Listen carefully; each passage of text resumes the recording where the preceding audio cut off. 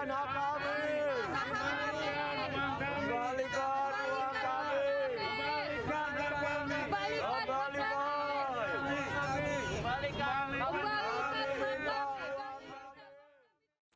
Jika kalian negara serius mau memberantas investasi bodong, tangkap yang bawa duitnya. Ini jelas sekali biliet deposit. Orang ini taruh yang tanda tangan ini Henry Surya di atas materai. Dia yang ambil uangnya di sini, dia penanggung jawab, dia ketua pengurus. Namun yang ditangkap bempernya doang. Subjektivitas, ya. Jadi sekali lagi kami ingatkan, kalau tidak ada dokumen, jangan dibuat menjadi opini, ya, jangan. Ini proses sedang berjalan, ya. Banyak yang kami temukan, sekali lagi saya tegaskan hari ini, banyak yang kami temukan surat palsu. Ini harus keras saya ngomong, dan saya punya data itu sekarang. Kami sedang laporkan.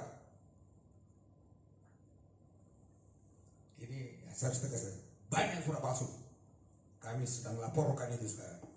Bahwa kan banyak rumor, ya, oknum-oknum seperti saya bilang, ya. Nah, saya juga mau sampaikan bahwa saya datang ke sini untuk membantu menyelesaikan KSP Indosuria. Jadi saya sudah bukan mantan pengurus, dan juga tujuannya kami adalah etikat baik. So mungkin itu yang harus difokuskan pada hari ini, tujuannya press conference hari ini. Dan juga mesti tahu bahwa kami adalah pendiri.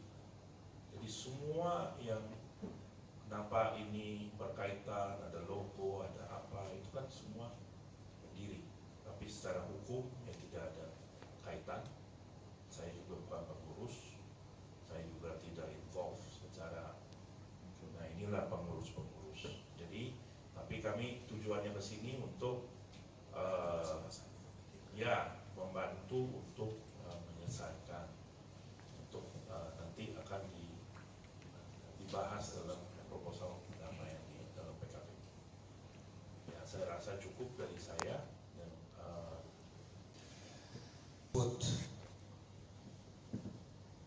nasabah, kalau orang bisa menyebut nasabah, tetapi sebetulnya adalah anggota koperasi maupun calon anggota koperasi. Hadir sekarang pengurus dan kemudian pendiri, ini penting, pendiri dari KSP Indosuria, yaitu Pak Henry. Mereka hadir memperlihatkan dan menyatakan terhadap permasalahan KSP Indosuria, mereka ini punya etiket baik untuk menyelesaikan. Pertanyaan lebih lanjut, kenapa sekarang baru bisa hadir? Jawabnya adalah pengurus dan Pak Henry ini sedang mengevaluasi ada apa, kenapa KSP timbul di KSP Indosuria. Nah, oleh karenanya sekarang sedang ada proses juga PKPU, yaitu di Peradilan Niaga.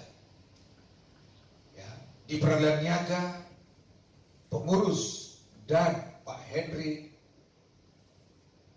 sudah mempersiapkan proposal bagaimana menyelesaikan, bagaimana kewajiban-kewajiban itu bisa berjalan sedia kala.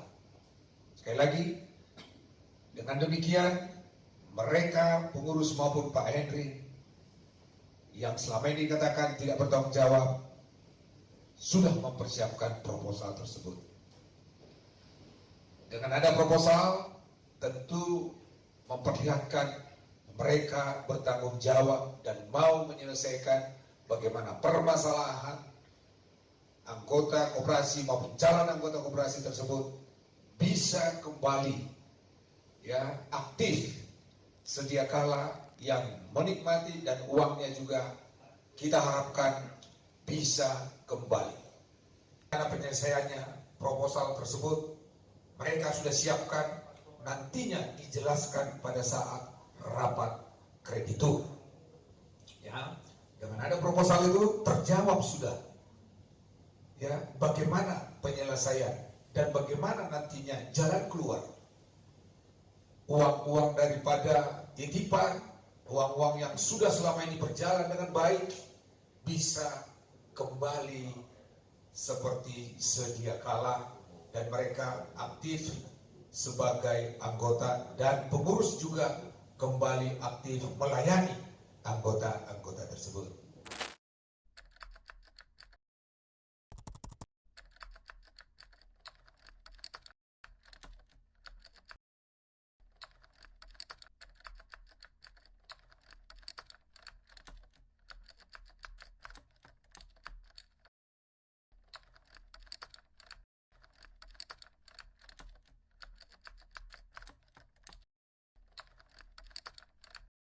Bagaimana sih kronologi singkat terkait kasus Indosuria ini? Jadi Indosuria ini adalah sebuah perusahaan investasi yang bisa dibilang investasi bodong ya. Mereka ketika mengajukan izin, mereka mengajukan izin sebagai koperasi di situ. Nah, koperasi ini seharusnya hanya boleh mengambil uang dana dan meminjamkan kepada para anggota di situ. Tetapi Koperasi Indosuria dalam prakteknya mengumpulkan dan menghimpun dana masyarakat nih tanpa izin BI, sehingga melanggar pasal 46 Undang-Undang Perbankan. Nah, selain dari itu, ternyata dari hasil penyidikan diketahui bahwa aset-asetnya, uang-uangnya itu dikaburkan, ya, dari Koperasi Indosuria disamarkan, dicuci uangnya, dan sebagian besar banyak yang masuk ke kantong pribadi si pengendali perusahaan ini, pengendali koperasi, yaitu Henry Surya. Ya, jadi kejahatan ini tidak dilakukan sendirian oleh Mabes, sudah dilakukan penyidikan dan terakhir posisinya sempat dinaikkan jadi tersangka 3 orang, Henry Surya, Suwito Ayub, dan si Jun Indria. Ya, tapi banyak kejanggalan dalam kasus-kasus ini dan posisi terakhir berkas sudah dilimpahkan ke kejaksaan ya, tahap 1 menunggu jawaban dari kejaksaan untuk lengkapan berkas. Indosuria merupakan perusahaan yang bergerak dalam beberapa bidang usaha. Pada tanggal 27 September 2012, Koperasi Simpan Pinjam Indosuria telah mendapat izin dari Kementerian Koperasi dan Usaha Kecil dan Menengah Republik Indonesia.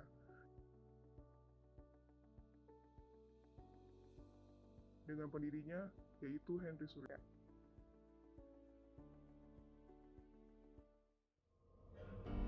Tentunya potret-potret lain tentang kondisi saat ini yang harus diperbaiki. Tidak boleh lagi ada hukum hanya tajam ke bawah tapi tumpul ke atas. Kapolri ini berjanji, memberikan janji, ya, dia mengetahui, dia bilang dia akan memperbaiki kondisi yang dia ketahui saat itu dan akan diperbaiki, yaitu hukum tidak akan lagi tumpul ke atas. Ini yang saya mau kritisi. Ya, Indosuria itu ditangani di Mabes. Itu sudah 2 tahun dijadikan tersangka. Tidak pernah ditahan, sudah jadi tersangka. Selama 2 tahun laporan tersebut hanya memanggil sudah 6 kali. Dia nanti mau coba manggil lagi ke 7 kali, 8 kali, 9 kali. Henry Surya itu adalah pendiri Indosuria. Indosuria ini total kerugian kurang lebih 15 triliun. 15 triliun. Jadi dengan uang yang dia punya, dia bisa melakukan hal yang sama yang seperti dilakukan oleh Joko Chandra. Misalnya bikin paspor dengan nama lain, foto lain. Itu nggak sulit. Karena kita bisa tahu, ya, Gayus saja di penjara bisa pakai paspor, beda pergi ke Australia nonton tenis kok. Itu sudah rahasia umum. Mabes bilang di situ, ya, bahwa Henry Surya tidak ditahan karena kooperatif, kata dia. Dan tenang aja Pak Alvin, Henry Surya paspornya sudah kami tahan. Institusi Polri itu katanya tidak akan tumpul ke bawah, ya toh, akan tajam juga ke atas. Di situ. Tapi buktinya tajam ke atas gimana? Atas dalam hal apa? Nah, ternyata ketemulah saya rumusnya. Yang dimaksud tajam ke atas itu adalah orang yang punya duit, punya doku. Kalau dia kaya raya, punya duit, gemplang dia adalah kriminal perakuti, itulah golongan atas. Saya sudah ada beberapa ancaman datang ke saya, dibilang Alvin, tolong kamu jangan viral kalau tidak mau dikriminalisasi. Maaf, saya punya janji di depan pengadilan tinggi bahwa sebagai advokat saya bersumpah akan membela kepentingan masyarakat, membela keadilan di situ. Ya, saya bukan melawan penguasa. Saya nggak peduli Kapolrinya mau siapa, presidennya mau siapa. Ya, saya tidak akan tentang, saya tidak akan gulingkan, saya tidak akan mengkhianati bangsa. Itu terserah kalian mau penguasa menjadi penguasa. Tetapi saya membantu penguasa, saya membantu presiden, saya membantu Pak Kapolri untuk menginformasikan ini ada oknum di sana, ini ada siapa di sana. Terserah kalian mau kerja atau tidak, karena bukan kewenangan saya sesuai undang-undang. Ya, jadi perjuangan saya melawan oknum, bukan melawan institusi Polri, bukan melawan penguasa. Saya bukan dari partai manapun, saya tidak ikut politik manapun. Ya, saya hanya ingin hukum itu menjadi panglima di Indonesia, bukan duit menjadi panglima.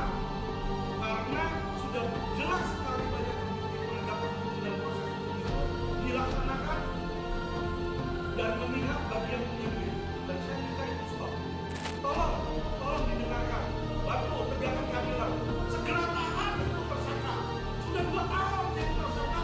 Pelesiran jalan-jalan ke Bali, FDP, sedangkan para korban itu sakit mati, udah ada yang meninggal. Ya, tolong Pak Kapolri, Pak Kapolda penuhi janji Anda. Minimal punyalah hati nurani untuk melayani, melindungi masyarakat.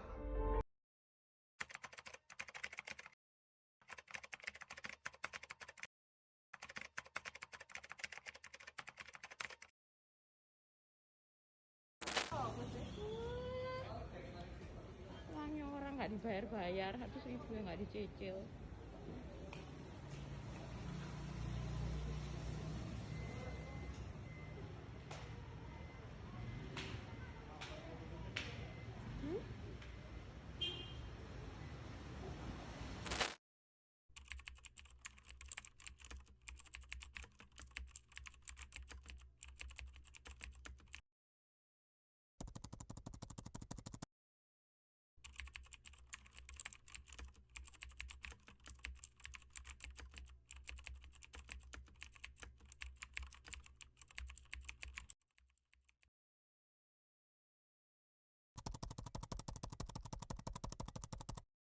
Gimana sih proses saat membuat laporan sampai Henry Surya ini ditangkap? Kayak seperti hambatannya apa aja? Lalu ada oknum yang menghambat penyidikan juga nggak, Pak?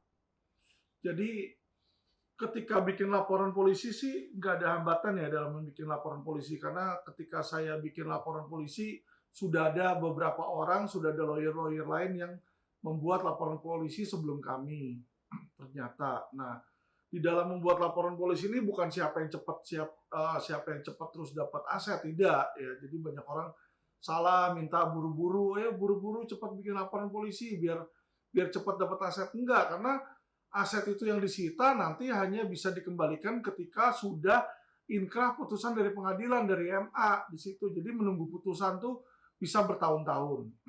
Nah, hambatan-hambatan yang terjadi ini banyak ya. Jadi dari awal ini proses penyidikan ini sempat ganti direktur di situ ya, diduga sempat awalnya ini ada permainan di dalam. Kenapa?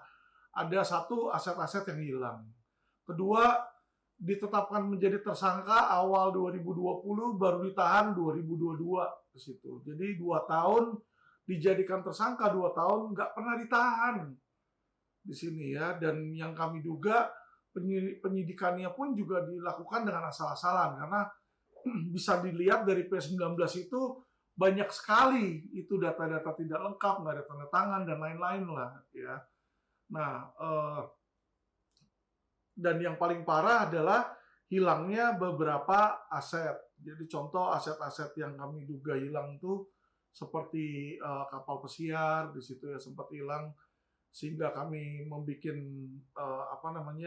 memberitahukan ke publik agar kami bisa mendapatkan jawaban tuh dari Mabes Polri itu. Dan juga yang terjadi di sini selain selain dugaan hilangnya aset sitaan, ternyata ya kan yang ditahan itu cuma 3 orang. Padahal kalau kita lihat aliran dana itu mengalir kemana-mana, termasuk juga ke bapaknya, yaitu si Surya Effendi.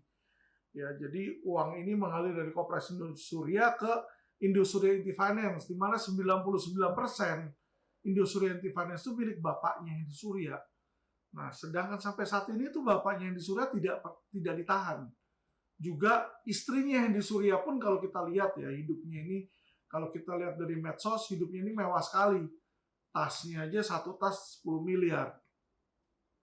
Belum Hendy Surya punya gem, Richard Mille di situ ya. Jadi aset-aset ini nggak disita, sangat berbanding jauh dengan penanganan kasus-kasus TPPU yang lain. Nah, disinilah kami duga ada penyelewengan yang dilakukan oleh oknum nih ya, baik penyidik maupun atasan penyidik, sehingga kami sempat melaporkan ke Propam. Dilalui oleh pihak kepolisian memang janggal telah kami temukan. Ya, di mana proses lidik belum dilakukan, sudah ada penetapan tersangka. Jadi kurang lebih sejak laporan ini di bulan Mei 2020. Ya, dalam proses 2020 sampai sekarang tidak ada progres apapun. Ya, bahkan kami sebagai kuasa hukum pelapor belum pernah diperiksa, belum pernah diklarifikasi. Dan tidak ada tembusan. Dan tidak ada tembusan seperti SP2 yang saya sampaikan tadi. Lalu tiba-tiba ada penetapan tersangka, yang mana nama yang ditetapkan itu bukan merupakan terlapor yang seperti kami laporkan. Setelah Henry Surya ditangkap, ada sesuatu yang janggal nggak, Pak? Ya, jadi dari proses penahanannya aja sudah ada yang janggal, yaitu pas dia ditahan, sebelum ditahan dibilang 3 orang akan ditahan ya. Setelah kami melakukan desakan-desakan ya, baik secara yuridis maupun gerakan non yuridis, yaitu kami melakukan aduan, juga kami melakukan somasi, dan juga kami melakukan demo ya. Kami sampai demo istana, demo pocong saat itu ya. Supaya apa? Supaya Hendy Surya itu ditahan. Nah, setelah Hendy Surya ditahan, ternyata mereka menginformasikan tuh, akan ditahan nih 3 orang. Tapi 2 hari kemudian berita itu diralat. Yang ditahan bukan 3 orang.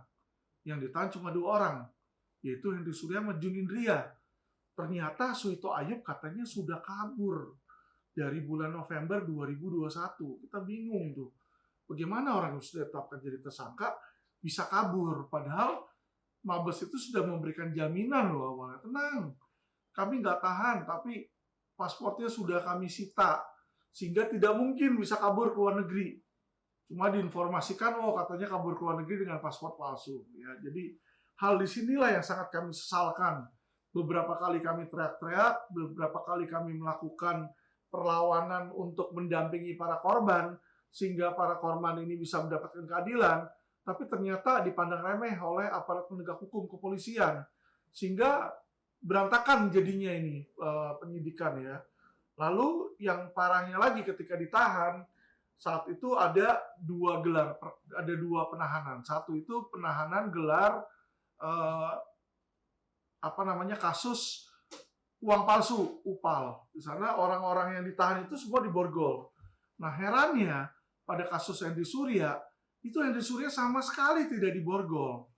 Ya, jadi ini di sini terlihat pertama kesan pilih kasihnya ini aja kelihatan di sini ya. Jadi ini yang sangat kami sesalkan, sangat kami sayangkan. Kenapa kok kepolisian ini tebang pilih? Saudara JI juga sudah dilakukan penahanan. Sedangkan untuk saudara SA, penyidik masih melakukan koordinasi dan melakukan permintaan permohonan red notice ke Interpol Divu Binter. Pasal yang dilanggar itu adalah pasal 46 Undang-Undang Nomor 10 Tahun 98 tentang perbankan. Kemudian ada pasal 372 dan pasal 378 KUHP.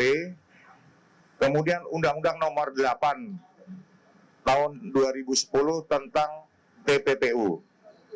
ya pasal 3 dan pasal 4 serta pasal 5. Yang pertama tentang aset tracing, di mana Polri bersama dengan PPATK, dengan dibantu dengan BPN, perbankan, dan instansi terkait, men-tracing semua aset dari HS. Kami sudah meminta izin khusus penetapan Pengadilan Jakarta Pusat dan telah diberikan ketetapan berupa 13 aset yang ada di Jakarta Utara. Dengan total diantaranya ada gedung ini kita sita dengan total diperkirakan 1,2 triliun rupiah. Kami juga melakukan penyitaan dan pemblokiran beberapa rekening dalam jumlah rupiah maupun US dollar. Totalnya kurang lebih 42 miliar. Di samping yang sampaikan tadi Pak Kabak Bedum tadi, ada 47 mobil, ada mobil Rolls Royce, kemudian Range Rover dan sebagainya, kurang lebih total kita perkirakan 28 miliar. Kami juga masih meminta persetujuan khusus, penetapan khusus dari pengadilan-pengadilan di sekitar Jabodetabek, Jakarta, Bekasi, dan Tangerang, yang totalnya kurang lebih ada tanah, ada bangunan, ada juga apartemen, kurang lebih sekitar 261 miliar. Ini baru tahap 1. Kami juga masih men-tracing aset-aset di luar Jakarta. Ya, mungkin minggu depan kita akan sampaikan lagi kepada teman-teman wartawan mana-mana saja yang sudah kita sita dan kita tetapkan untuk sebagai penyitaan. Kami serius untuk mengungkap sekecil apapun ya dalam rangka mengumpulkan bukti-bukti ataupun barang bukti untuk nantinya dibawa ke persidangan. Klien saya satu bunuh diri. Wow. 5, 4, 3, 2, 1 and close the door. Let go. Ini akhirnya mau bicara setelah bertahun-tahun merasa tertipu, habis berapa Anda? 2 miliar? 2 miliar. 2 miliar. Tapi nggak berani ngomong kan? Kenapa baru ngomong sekarang? Iya, karena memang seperti yang tadi cerita juga, kita nggak ada yang berani speak up di media. Dari awal Maret 2020 itu nggak ada yang berani speak up. Saya akhirnya mencoba membuat LP di Bareskrim bersama ya teman-teman dekat gitu. Kemudian dari LP tersebut ya nggak ada kelanjutan, nggak ada apa-apa dari polisi, nggak ada tanggapan, nggak ada apa, tenggelam aja terus gitu. Tapi sekarang udah dijalankan ya sama polisi ya? Karena iya sudah naik ya. Karena ada berita viral dari IKA dan BS itu, jadi langsung naik, langsung ditangkap. Padahal udah 2 tahun jadi TSK HS-nya. Oke. Ya, ini kenapa sih maksudnya kalian ini semuanya nggak berani speak up tuh karena apa sih, tekanan gitu? Jadi ada ancaman sih Om Dep. Jadi waktu itu kan ada beberapa nasabah yang sangat vokal ya. Inisial J dan satunya lagi Nyonya Swan ya yang punya dapur Solo itu kan. Itu mereka langsung dilaporin polisi ke Polda Metro. Langsung dilaporin pencemaran nama baik. Habis itu udah langsung pada reda ya. Mungkin ada sesuatu di sana, tiba-tiba laporan tersebut yang kena itu lawyer yang mewakili para korban. Lawyernya kena sampai di sidang vonis salah. Oh ya? Dibilang bersalah, padahal sekarang ditahan orangnya kan, yang dia bilang pencuri itu ternyata kan ditangkap, tapi dia sudah kena dulu sama polisi, jadi tersangka di sidang. Jadi karena itu orang jadi takut, lawyer aja kena. Marketing dari KSP itu juga kasihan Mas Dad. Bukan hanya kita as a korban, tapi mereka yang kerja juga kasihan. Ya karena mereka yang kerja juga nggak tahu kan. Betul. Saya nggak pernah ikut-ikut beginian, karena gue masih orang lama lah, nggak ngerti bisnisnya apa sih gitu kan. Nah, lu tau nggak sih efek ini ke orang yang ketipu tuh? Ada people going crazy, bunuh diri, stres. Ada beberapa. Oh ya? Sudah ada korban jiwanya. Soalnya yang sudah ada korban jiwanya karena salah satu anggota di LP saya itu awalnya nggak dikeluarin dari. Oh, tapi meninggal bukan karena stres ini dong? Karena stres ini juga ada di waktu itu kalau nggak salah di Lampung orangnya gantung diri kalau nggak loncat dari itu, kenanya 1,5 miliar Pak. Tadi klien saya satu bunuh diri. Nah ini juga berarti sudah ada.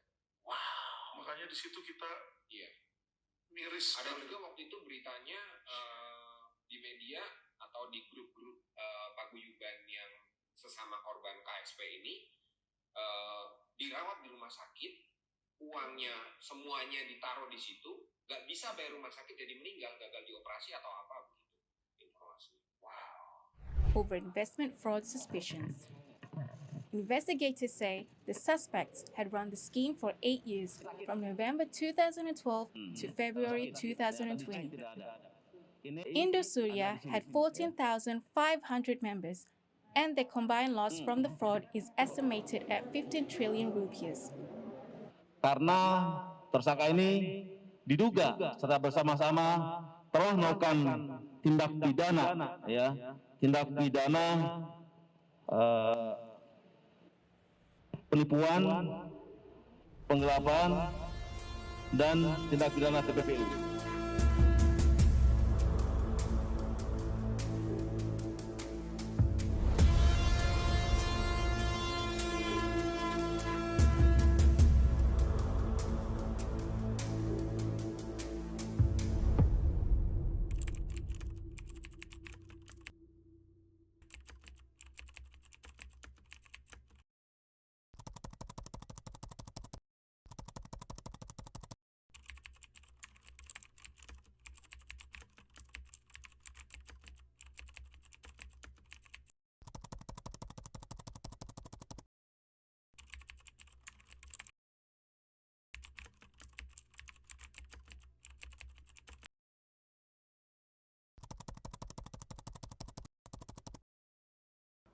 Kenapa bisa bebas? Karena sejak dia ditahan akhir Februari, maka paling lambat akhir Juni itu sudah harus ada yang namanya P21. Ya, kalau nggak P21, maka orang itu harus dibebaskan, yang di Suriah itu harus dibebaskan. Nah, saya sudah baca P19-nya, ada 2 petunjuk yang menurut saya akan sangat sulit untuk kepolisian menyelesaikan dalam jangka waktu 4 bulan. 2 petunjuk itu adalah, yang nomor 1 adalah kejaksaan itu meminta agar dilakukan audit forensik, ya. Dilakukan audit secara intensif oleh akuntan publik luar, di mana akuntan publik luar itu dia harus menanyakan satu persatu nih, dia mengaudit, yang diaudit itu bukan perusahaannya, bukan koperasinya, tetapi yang diaudit itu adalah si korban-korbannya. Jadi ribuan korban itu harus tanyain satu persatu, dan satu persatu ditanyain, satu persatu pun dia harus istilahnya dimintai keterangan. Nah, ini akan sangat sulit, ya, karena korban itu ada ribuan. Kalau seminggu setiap hari aja dia melakukan hal tersebut cuma 3 orang, itu kali 3.300 orang itu baru 1.000, ya, baru 1.000 korban. Nah, kalau 6.000 itu 6 tahun baru selesai.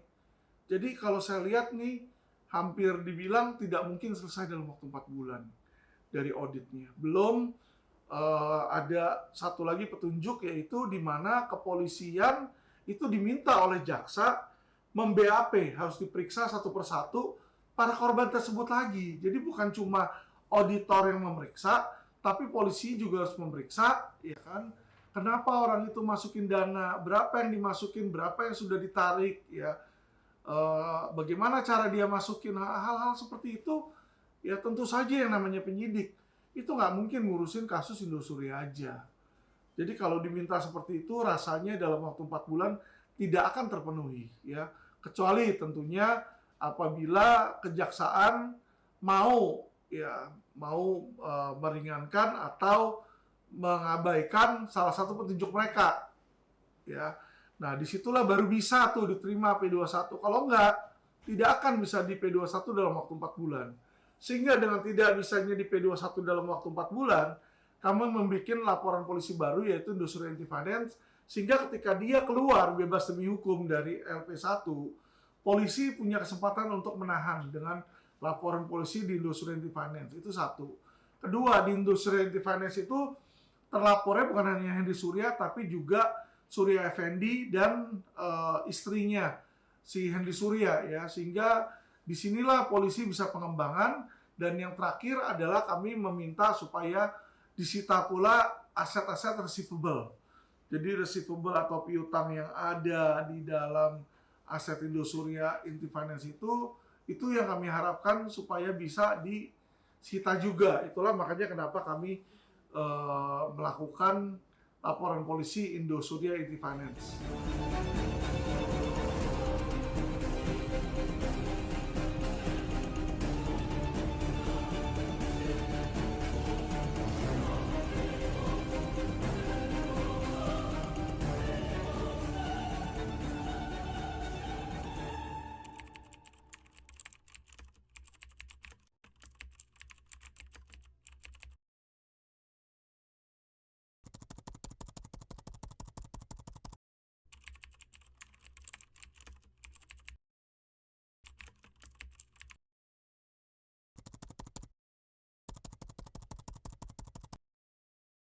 Selain Indosuria Anti Finance ini, ada oknum pengacara yang dilaporin nih Pak. Nah, hubungan dia dalam perkara ini tuh apa ya Pak? Iya, jadi korban-korban ini selain melaporkan Indosuria Koperasi dan Indosuria Anti Finance, juga melaporkan salah satu oknum pengacara yang bernama Natalia Rusli. Nah, ini uniknya adalah dia dilaporkan bukan oleh LQ ya, jadi yang laporin ini adalah korban-korban. Sudah ada 500-an orang.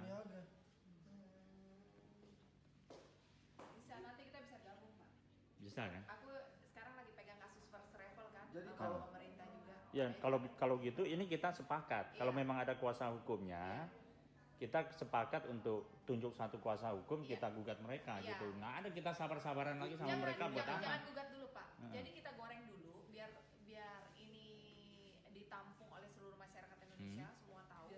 Nah, biar mereka semua tahu. Tapi gini. Bapak ini berapa total kerugiannya kalau saya boleh tahu? Ya, kita sekitar 2 M. Klien saya kan cuma 1,4. Jadi kita kerja harus 2 kali menurut saya. Nggak apa-apa, saya punya anggota di sini kurang lebih ada sekitar 400. Selamatkan uang kita dulu. Setelah itu baru kita menyelamatkan orang. Kalau saya, benar ya. Misalnya contohnya kita punya kelompok kecil, siapa-siapa aja itu, kita tanya sama Indosuria, lu mau beresin dulu nggak ini? Lu nggak beresin, rame. Ngerti nggak? Begitu uang yang kelompok kecil udah beres, ini kan kelompok besar juga banyak yang dirugikan, ya kan? Baru kita berjuang untuk mereka. Kalau menurut saya.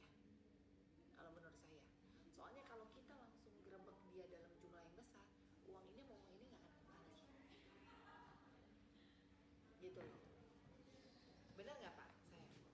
Ya makanya hari ini yang hadir siapa? Saya udah ngajak mereka. Korban-korban ini melaporkan si Natalia Rusli karena para korban Indosuria ini dijanjikan oleh Natalia Rusli bahwa jika diselesaikan melalui jalurnya si Natalia Rusli, dia akan mendapatkan pengembalian dana kerugian. Jadi Natalia Rusli ini mengaku sudah mendapatkan sejumlah alokasi dari Junifer Girsang. Diketahui Junifer Girsang adalah kuasa hukum dari Koperasi Indosuria nih, dari si Henry Surya. Nah, dibilang makanya beberapa korban Indosuria mencabut kuasa dari lawyer lama, yaitu Otto Hasibuan. Jadi sebenarnya korban itu awalnya sudah memberikan kuasa ke Otto Hasibuan. Terus kata si Natalia, udah cabut aja kuasanya dari Otto. Nah, dia seharusnya mencabut yang dari PKPU juga tidak dicabut nih oleh Natalia Rusli. Itu satu. Kedua adalah dengan tidak dicabutnya PKPU, maka orang ini masih terdaftar di PKPU. Nah, ternyata yang dijanjikan itu mendapatkan ganti rugi, dibilang dalam waktu 2 minggu, itu tidak terlaksana. Malah nomor teleponnya diblokir. Ya, nomor telepon si korban ini diblokir oleh Natalia Rusli. Nah, disitulah mulai korban ini dia kesel, dia merasa sedih, sudah ditipu Indosuria, merasa ditipu lagi oleh si pengacara, dia melaporkanlah si Natalia Rusli ini ke Polda Metro Jaya, yang dimana oleh Polda laporan polisinya dilimpahkan ke Polres, ya dilemparkanlah ke Polres Jakarta Barat. Nah, di Polres Jakarta Barat akhirnya Natalia Rusli ini ditetapkan sebagai tersangka. Karena kenapa? Ketika ditelusuri, ternyata diketahui bahwa ketika dia menawarkan itu ternyata dia belum advokat karena belum disumpah, ya.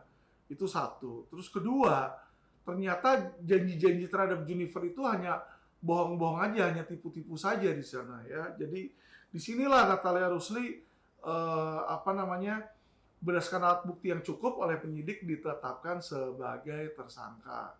Nah, setelah Natalia Rusli ditetapkan sebagai tersangka, ya kan, anehnya sampai sekarang orangnya ini seolah kebal hukum. Ya, kenapa?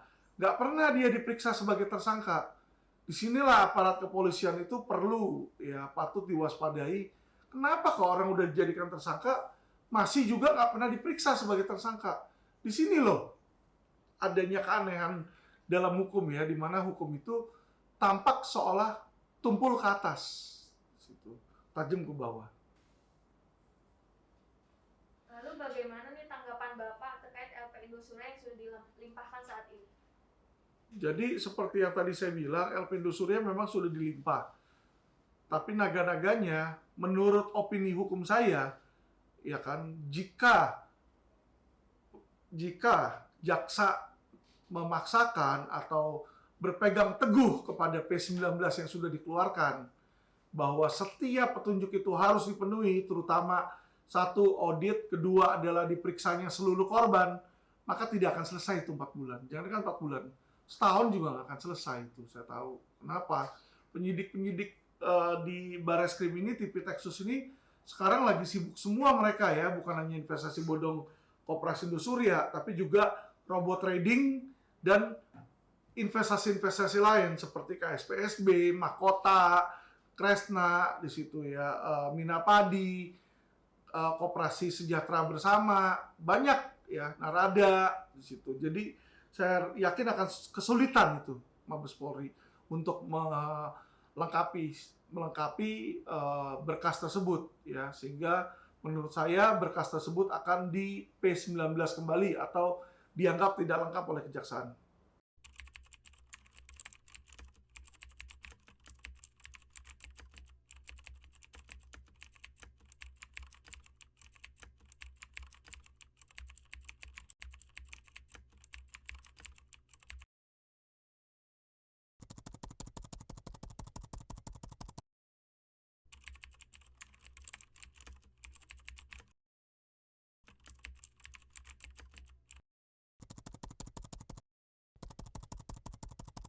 Iya, posisi hukumnya sih aku serahkan kepada LP Law Firm, Bapak Alvin, karena menurut saya Pak Alvin the only lawyer yang benar-benar terjun ke kasus ini. Banyak sekali yang akhirnya mundur karena memang kondisinya yang memang agak susah. Gitu. Jadi saya benar-benar apresiasi untuk LP Law Firm, Bapak Alvin, dan juga para teman-teman juga, para korban yang masih berjuang. Dan aku percaya mereka juga banyak yang benar-benar membutuhkan itu. Polri yang kami cintai, Bapak Lisasi, bahwa kami adalah masyarakat yang mau meminta penegakan hukum yang seadil-adilnya. Hukum ini tidak sesuai dengan apa yang Bapak Kapolri bilang. Bahwa sehari ini banyak investasi yang bayar yang telah melantarkan nasib rakyat malah berkeliaran dan dilindungi, tetapi tidak ada penindakan hukum. Kita menilai apabila ini dilakukan, maka Bapak itu gagal untuk menegakkan hukum. Sepakat? Nah, yang parah lagi adalah Polri bilang juga menginginkan bahwa penegakan hukum menjadi representasi utama hukum di bangsa Indonesia. Hukum itu Tapi hari ini teman-teman, hari ini hari yang kacau, hari yang menyatakan bahwa oknum-oknum para pengusaha besar yang mencoba menginjak-injak hak masyarakat dilindungi. Untuk itu, kami meminta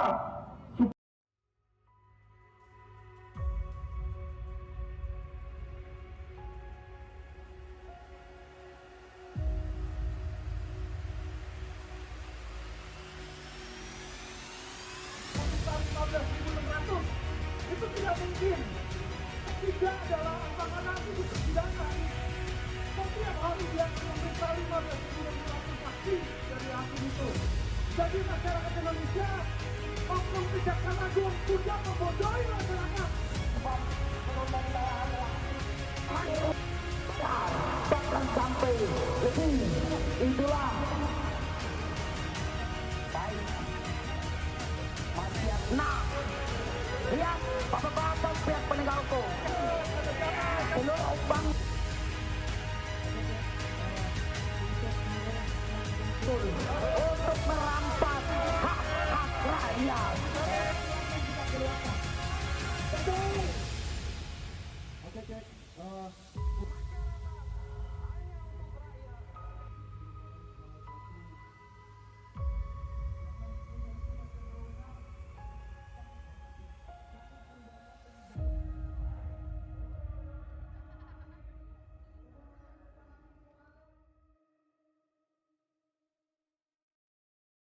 Pada hari ini, nanti secara teknis, Pak Kabar Eskrim, TIR sama penyidik akan mengungkapkan bagaimana proses penanganan maupun penyidikan secara komprehensif terkait menyangkut masalah kasus perkara koperasi simpan pinjam Indosuria, di mana Barreskrim sudah menetapkan 3 tersangka atas nama HS, CI, dan SA. Untuk menyingkat waktu, ya biar tidak berlama-lama dan nanti silakan teman-teman media kalau misalnya masih ada yang tanyakan dari hasil penjelasan dari Pak Kabar Eskrim bersama tim, nanti saya persilakan. Yang untuk menyingkat waktu, mohon izin berikan Pak Kabar Eskrim bisa menyampaikan bagaimana langkah-langkah secara komprehensif proses penyidikan yang sudah dilaksanakan. Kami akan menyampaikan ekspos penanganan perkara yang tentunya rekan-rekan sudah ketahui bahwa tersangka Henry Surya dan kawan-kawan dan 2 rekannya demi hukum telah dikeluarkan dari tahanan Barreskrim Polri karena masa penahanan yang menjadi kewenangan kepolisian sudah habis. Namun proses penyidikan masih dilakukan. Saya yakin rekan-rekan media sudah mengetahui tahapan proses penyidikan yang dilakukan oleh penyidik, dari mulai proses penangkapan sampai dengan penahanan yang bersangkutan, termasuk upaya penyidik untuk melakukan penyitaan terhadap barang bukti yang sudah berhasil diamankan, baik bentuk uang tunai, kemudian aset dan kendaraan. Lebih kurang totalnya kalau uang ada 42.277.093.122 rupiah. Kemudian untuk aset ada 25 aset senilai 2 triliun 100 miliar. Kemudian ada kendaraan 47 unit dan masih banyak lagi yang akan dilakukan upaya penelusuran lebih lanjut oleh penyidik. Ya, tentunya penyidik sudah berupaya untuk membuat perkara ini segera tuntas. Bolak-balik perkara yang dilakukan selama proses penyidikan untuk setiap tersangka ini hampir semuanya di atas 5 kali bolak-balik tahap 1 ke kejaksaan. Namun sampai dengan batas waktu penahanan yang menjadi kewenangan penyidik masih juga belum bisa B21. Oleh karena itu saya informasikan kepada rekan-rekan penyidik, sudah saya minta untuk tolong dipecah saja LP-nya, karena selama ini kita berupaya untuk menyatukan seluruh laporan yang kita terima dari seluruh Polda, Mabes Polri, kemudian Polda-Polda juga kita tarik laporannya, sehingga ini ternyata tidak bisa menyelesaikan perkara itu. Oleh karena itu saya arahkan kepada penyidik, tolong dicari lagi LP yang terkait dengan perbuatan yang bersangkutan. Karena ini bukan nebis in idem, karena lokos dan temposnya berbeda-beda. Jadi ada 2 LP kalau nggak salah yang sudah ditingkatkan kepada penyidikan. Dan melalui ekspos pada siang hari ini saya mohon bantuan kepada rekan-rekan media untuk menginformasikan kepada masyarakat yang menjadi investor Indosuria yang belum melapor, silahkan melapor kepada Barreskrim Polri dan kami akan melakukan penanganan secara parsial. Artinya satu LP akan kita tangani sendiri-sendiri. Karena lokos dan tempos yang berbeda, ini bukan nebis in idem, maka nanti kita akan lakukan upaya paksa lagi kepada para tersangka. Kita akan lakukan penahanan. Nanti kalau tidak P21 lagi, kami akan tangkap lagi, tahan lagi dengan LP yang lain. Karena korbannya, investornya lebih dari 14.000. Artinya ya biar capek dia di tahanan polisi. Tidak apa-apa. Daripada dia terus dianggap kita tidak serius penanganannya, mari kita mainkan dengan cara kita. Kalau ini nggak bisa, saya sudah minta kepada penyidik yang 2 LP segera tingkatkan penyidikan. Mohon kepada rekan-rekan media untuk menginformasikan kepada korban-korbannya yang belum melapor, silakan melapor. Kami akan lakukan penanganan secara parsial. Mungkin untuk itu yang perlu saya sampaikan pada siang hari ini sebagai bentuk penegasan bahwa kita serius menangani operasi simpan pinjam Indosuria yang mungkin polemik yang terjadi di lapangan seperti itu. Saya ambil alih langsung perkaranya. Jadi saya mohon kepada korban-korban yang belum melapor, mari melapor dan kita akan tangani secara parsial. Sekali lagi kami tegaskan bahwa korban-korban investasi berkedok koperasi Indosuria ini lokos dan temposnya berbeda. Jadi bukan nebis in idem. Kita akan lakukan penanganan secara parsial dan mohon Pak Dir setelah ini segera lakukan upaya paksa kepada yang bersangkutan dan lakukan proses penyidikan sebagaimana penanganan kasus-kasus biasa. Saya rasa itu yang perlu saya sampaikan pada siang hari ini sebagai bentuk komitmen daripada jajaran Barreskrim serius menangani masalah ini.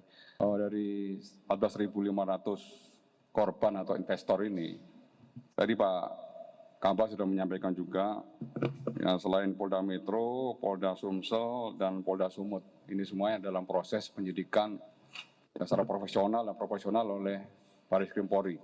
Yang mengingat jumlah korbannya sangat banyak, maka tidak ada alasan ya bagi penyidik untuk terus memproses kasus ini secara tuntas. Ya.